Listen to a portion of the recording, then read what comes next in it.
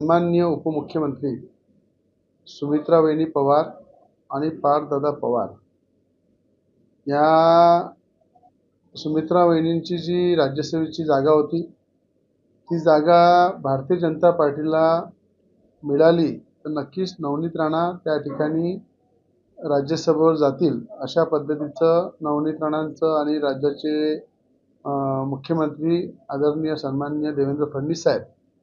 यांनी सुद्धा निश्चित केलं होतं। पण त्या ठिकाणी सुमित्रा वहिनी पवार पार्थदादा पवार यांनी खऱ्या अर्थानं नवनीत राणाला राष्ट्रवादीकडनं फॉर्म भरला पाहिजे अशी जेव्हा अट टाकली तेव्हा त्यावेळेस त्यांच्या भावना चांगल्या होत्या की त्यांच्या पक्षाच्या दृष्टीने चांगले लोक त्यांच्या पक्षामध्ये आले पाहिजे। राज्यसभा म्हणून नवनीत राणा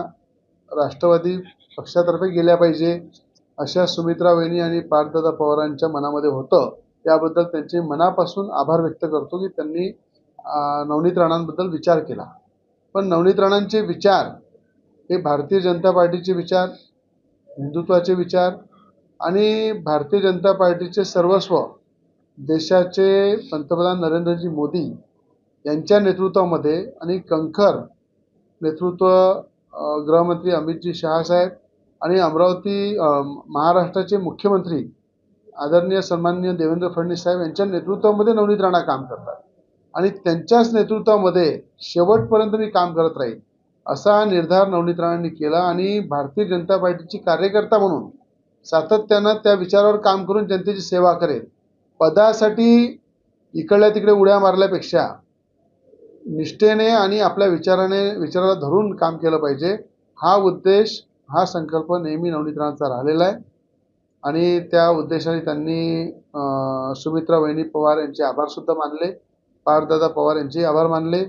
आणि मुख्यमंत्री देवेंद्र फडणवीस साहेबांनी सुद्धा नवनीत राणांसाठी खूप प्रयत्न केले। त्याबद्दल देवेंद्र फडणवीस साहेबांचे खऱ्या अर्थाने त्यांनी मनापासून आभार मानले की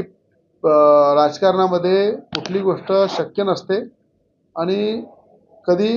कुठल्या गोष्टी अशक्य होतात तर त्यांना स्वीकारलं पाहिजे आणि पुन्हा जोमाने आपल्या विचारासोबत राहून काम केलं पाहिजे अशी धारणा नवनीत राणांची होती आणि त्या पद्धतीनं त्यांनी